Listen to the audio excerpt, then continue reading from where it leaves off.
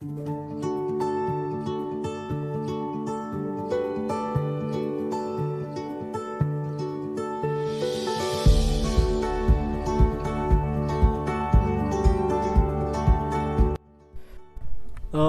auzubillahi minasyaitonirrajim. Bismillahirrahmanirrahim. Assalamualaikum dan salam sejahtera semua.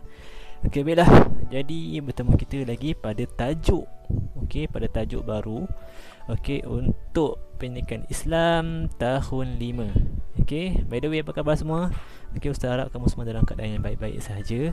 Okey, jadi kita akan terus go through. Okey, untuk tajuk kita yang seterusnya, okey, mana yang dah ada buku teks tu boleh buka muka surat ni 82, 83. Okey, dalam buku teks pendidikan kesihatan tahun 5. Okey, PJPK buku PJPK kamu. Okey, muka surat 82, 83. Okey, baiklah. Jadi kita terus go through Okey, go through. Okey, tak lama pun. Okey. Baiklah, jadi apa itu tajuk dia? Iaitu pengurusan mental dan emosi, konflik dan stres dalam keluarga. Okey, kalau kamu ingat tahun lepas pun kamu belajar tajuk ni, tapi dia sekadar surface okey, ataupun basic saja. Jadi dalam tajuk kali ini dia lebih mendalam lah. Okey. Jadi apa itu konflik? Okay, konflik bermaksud perselisihan atau pertentangan antara individu dari segi idea, kepentingan dan lain-lain. Okay, maksudnya kamu tak sama pendapat. Ada je konflik di antara kamu. Okay, contohnya konflik dalam keluarga apa, antara adik-beradik. Okay, seorang nak beli permainan Lego, seorang nak beli permainan pistol. Jadi konflik berlaku. Okay, sebab tak sama pendapat ataupun ada pertelingkahan ada pertelingkahan di antara kamu berdua. Okey, biasa berlaku di antara dua individu lah ataupun lebih. Okey, perselisihan ni takkanlah berlaku seorang-seorang ke tak? Mesti berlaku di antara dua ataupun lebih individu. Okey, seperti yang kamu lihat di sini. Okey, situasi konflik. Okey, situasi konflik berlaku bermacam-macam situasi. Kalau kat rumah, okey, tengok kat sini. Adik main permainan. Adik kecil lagi lah, biasalah adik kecil lagi main bersepak-sepak permainan. Tapi mak suruh, "Alung, Angah, tolong kemkan mainan bersepak tu." Kadang-kadang kita yang salahkan. Apa ni Angah, main tu susunlah balik. Apa ni Alung, main tu susunlah balik. Lepas main tu bersepah-sepah main ni. Tak pasal-pasal kita pula yang kena marah.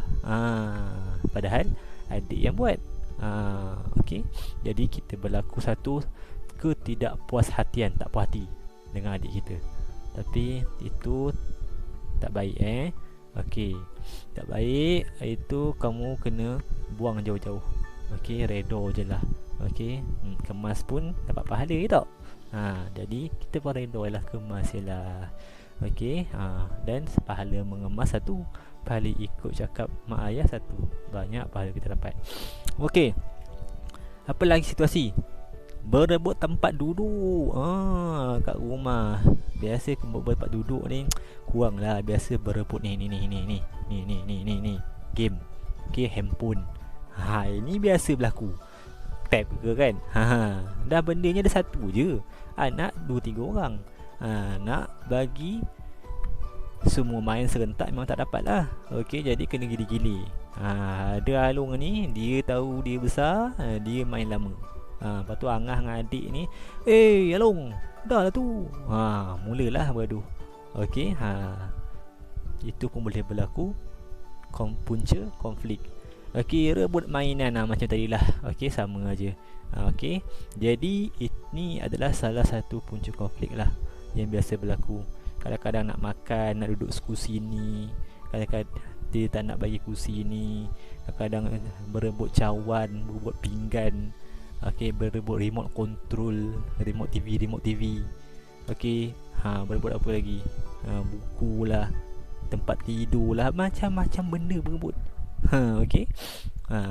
Jadi Ustaz harap berebut tu boleh lebih mengeratkan sebenarnya. Tapi kalau berebut tu menjauhkan, bahaya. Okey, bahaya.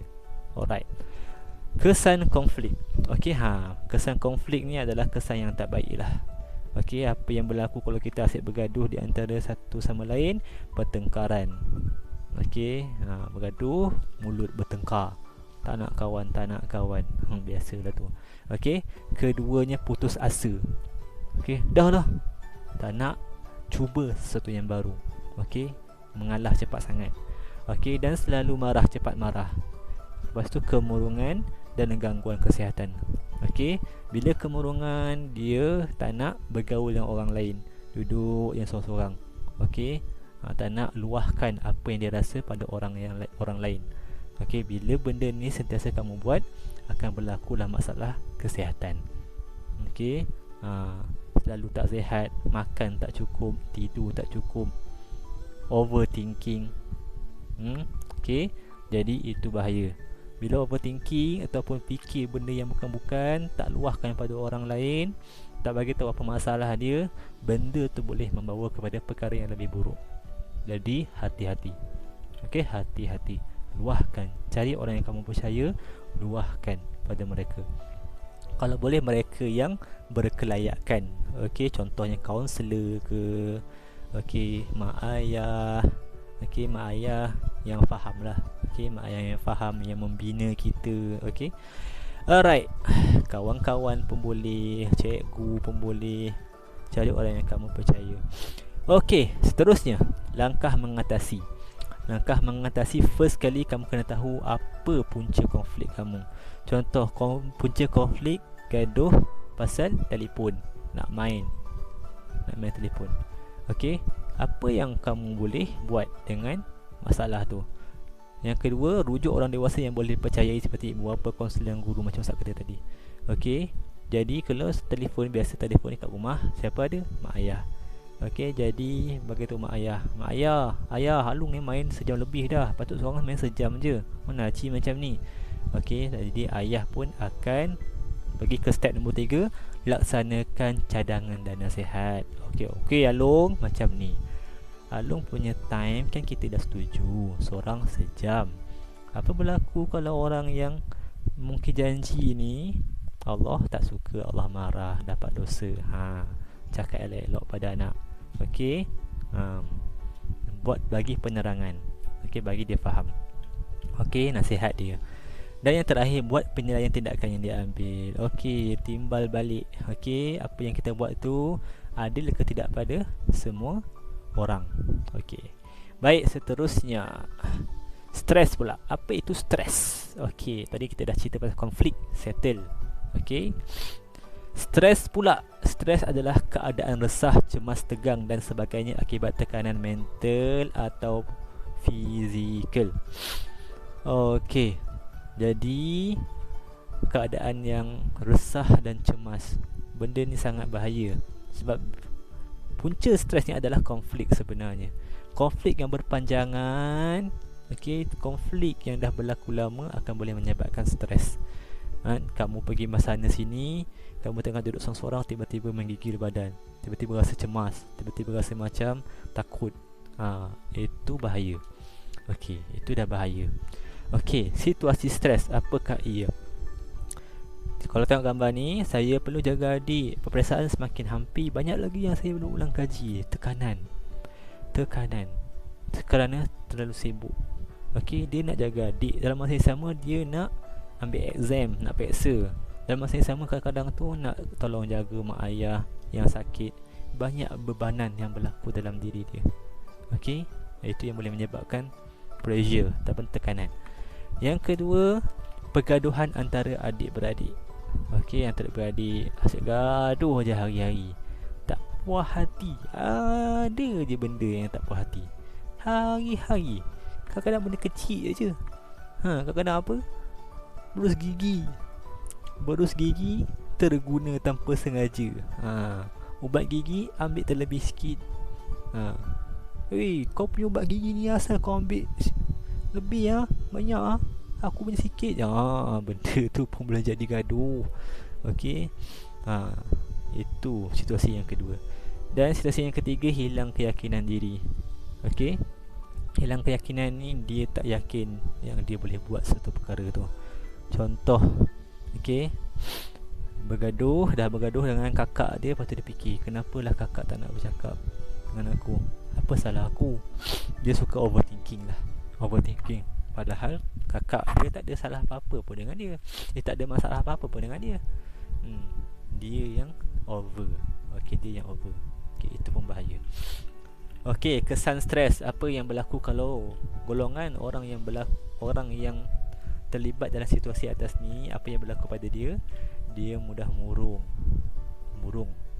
Okey, macam yang Ustaz kata tadi, tak nak berkawan dengan langsung, tak nak bercakap langsung dengan sesiapa. Nama ayah, kawan-kawan, cikgu, senyap aja. Okey. Lepas tu Memerontak ni suka melawan. Okey. Contoh kalau ada program kat sekolah, cikgu minta dia ke depan, tak nak juga, keraskan diri. Tak nak juga. Kadang-kadang tu pop blah. Cikgu cakap baik-baik ni, dia angkat kaki, pum, menyerut dekat jamban. Ataupun hentak kaki, buat muka. Itu namanya memerontak tu. Okey. Hati-hati yang merontak ni, takut tak berkat ilmu awak nanti. Okey.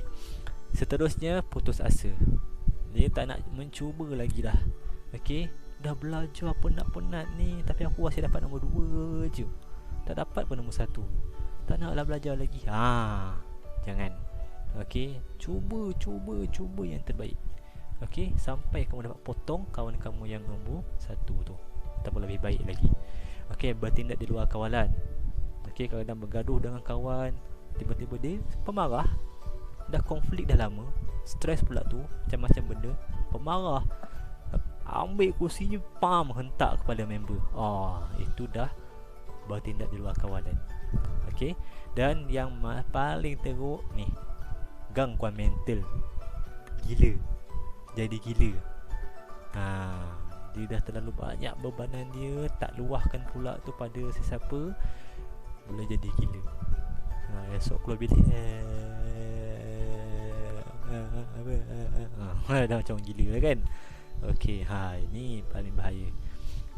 Dan satu lagi, kadang-kadang boleh menyebabkan kematian, masalah kesihatan. Okey, dan menyebabkan kematian. Boleh ataupun boleh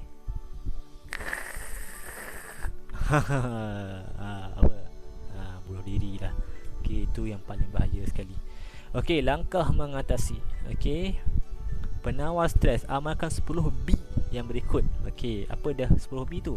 Berfikir positif, B pertama. B kedua, berurut. Urut pun boleh hilangkan stres. Betul. Kadang-kadang bila kita stres, otak kita tegang kan. So, urut pada bahagian yang kita rasa tegang tu. Sedapnya urut di sini. Okey, yang ketiga, berkata, relax. Okey, duhai hatiku, tenang. Okey, kau sedang dikuasai syaitan. Demon sekarang ni, demon telah conquer your heart. Okey, so relax. Okey, zikir banyak, pergi ambil wudu. Okey, kalau orang malas dalam keadaan berdiri, okey, Rasulullah kata apa, Nabi kata apa, our Prophet Muhammad kata apa, duduk. Okey, duduk, bagi tenang, cool down. Dan jika malas dalam keadaan duduk, maka baringlah. Okey, insya-Allah kamu boleh jadi lebih relax. Okey, B yang keempat, bersenam keluar peluh. B yang kelima, berehat santai sambil dengar muzik. B yang keenam, bertenang. B yang ketujuh, bernafas dengan dalam. Take a deep breath. Okey, ataupun menjeritlah, ambil bantal tekuk muka. Kalau itu dah dapat mengatasi stres kamu, buat.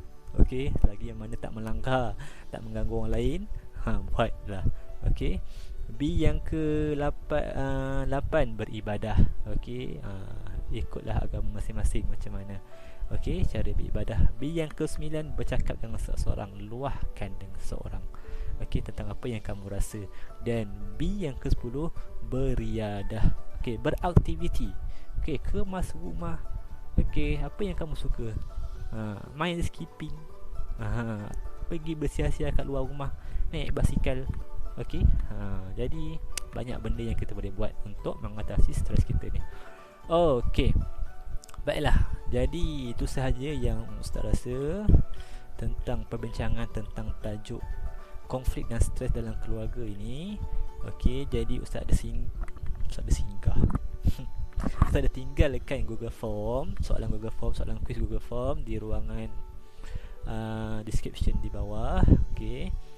Jadi Ustaz harap kamu buat betul-betul, sebab hanya orang yang dapat markah 80% sahaja yang dapat sijil. Bawah 80% tak dapat sijil.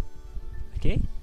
Bawah 80% tak dapat sijil. Jadi nanti dia akan minta email kamu, masukkan email kamu yang aktif, nanti sijil akan hantar melalui email. Boleh tengok kat telefon lah, kat bahagian email Gmail tu. Okey, ataupun mana yang ada laptop, buka ada kat bahagian Gmail kat laptop kamu tu. Okey? Jadi itu saja daripada Ustaz. Okey, stay safe, take care.